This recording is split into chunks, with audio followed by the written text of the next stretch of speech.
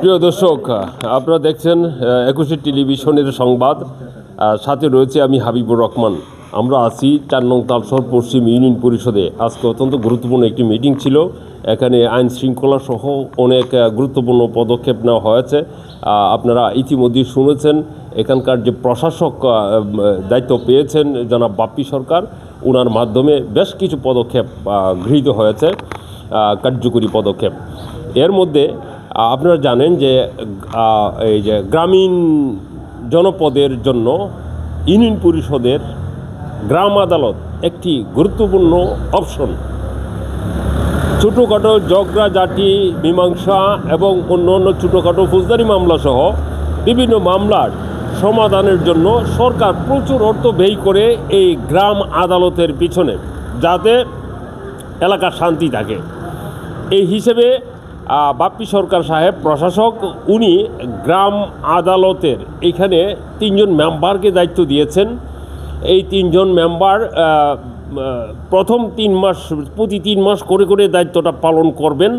এই দায়িত্ব পালন করার পরে উনি আবার মনিটরিং করবেন যে কার পারফরমেন্স কী। এরপরে উনি চিন্তা করবেন যে স্থায়ীভাবে কাকে এখানে দেওয়া যায়। এই হিসাবে এই প্রথম ৩ মাস দায়িত্ব পালনের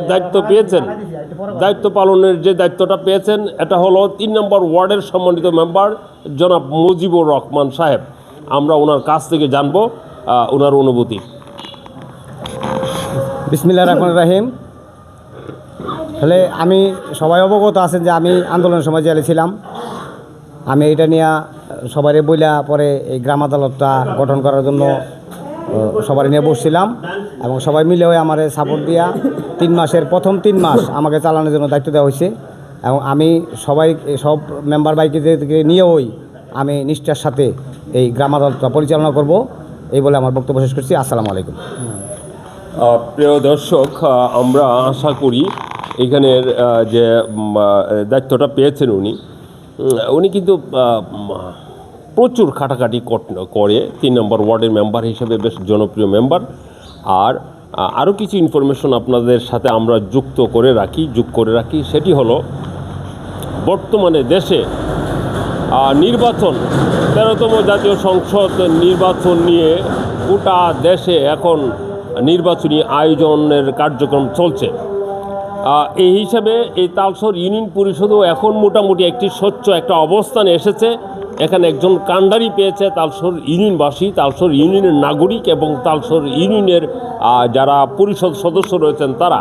কারণ কোনো একটি কাজ করতে গেলে একজন অভিভাবক দরকার হয়, একজন কাণ্ডারির দরকার হয়, একজন প্রদর্শকের দরকার হয়।